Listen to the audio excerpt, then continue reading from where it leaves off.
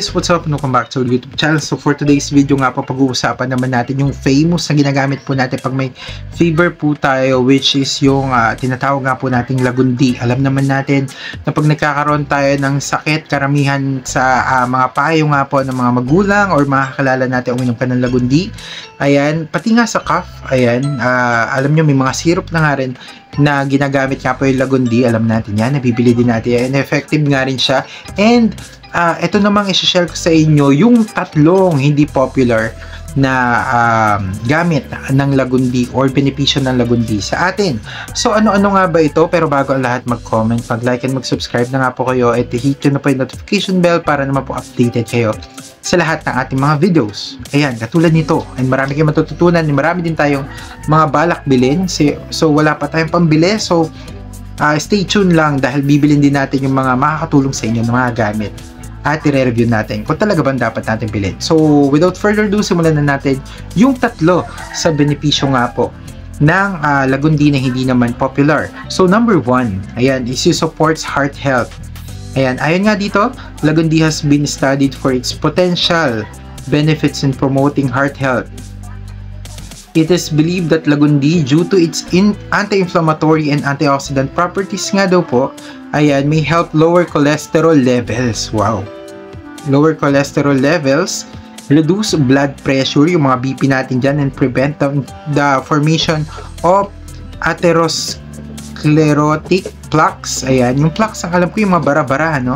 The active ingredients in lagundi such as flavonoids, ayan, essential oils, and iridoid glycosides, ayan, are though to enhance heart function by increasing nitric oxide, ayan, production, which widens blood vessels daw po, improves, ayan, circulation, and reduces stress on the heart. Ayan, ito po ay nanggaling sa pangbenta.com. So yun po yung unang-unang benepisyo nga po ng lagundi, which is napakagandang benepisyo para sa atin at napaka-good news.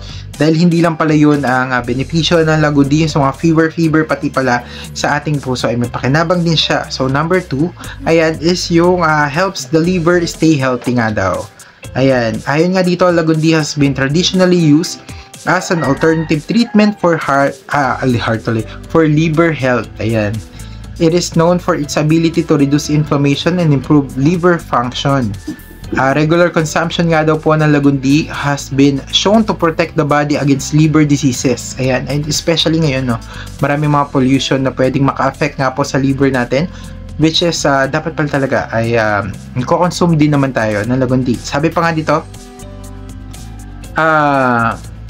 lagundi has been shown to protect the body against liver diseases such as cirrhosis, hepatitis, fatty liver disease, meron ako nun, fatty liver, and chronic alcohol abuse. Ayan, the antioxidants in lagundi help reduce inflammation by neutralizing free radicals and stimulating healthy cell growth. Ayan, aiding in liver regeneration. Ayan, galing po ulit ito sa pangbenta.com. So yun nga po yung pangalawa natin, which is yung para sa liver natin. Sabi nga ng isang commercial liver lover, ayan, kailangan maging liver lover tayo and uminom na rin tayo or mag-consume na rin tayo ng lagundi. Ayan, isang herbal na maganda epekto sa katawan natin. So number 3, ayan, supports brain function. Supports brain functions. Ayan, so wala ako nun, so hindi ko kailangan. Uy, joke lang. Pero yun na nga, sabi dito, lagundi contains flavonoids, ayan, katulad na nasabi natin kanina, which are powerful antioxidants that protect cells from damage caused by free radicals. Studies have shown that these compounds can repair neuronal damage in the brain, reducing the risk of developing neurological disorders like Alzheimer's. Wow! Alzheimer's and Parkinson's disease, so mga nakakalimot dyan. Ayan, and the active ingredients in lagundi may improve cognitive functions such as memory and focus by promoting neurogenesis siguro, the process of creating new neurons. Oh, talaga? This can enhance communication between brain cells, improve mental performance, and help prevent dementia, wow, caused by oxidative stress. Ito ay galing ulit sa pangbenta.com. And again guys, napakagandang function nito, no? Meron ka ng for heart, for liver, and for brain pa, di ba? Which is, alam naman natin na napaka-importante ng mga nabanggit natin yan. Brain, heart, and liver, sobrang grabing benepisyo na. Yun pa lang yun guys, hindi pa natin na-discuss lahat. So, 3 unknown na benepisyo pa lang po yan ng Lagundi. Pero kung nakaabot ka nga dito, mag-comment, pag-like, and mag-subscribe ka na po. And hit mo na po yung notification bell. And sana ay may natutunan ka po katulad ko.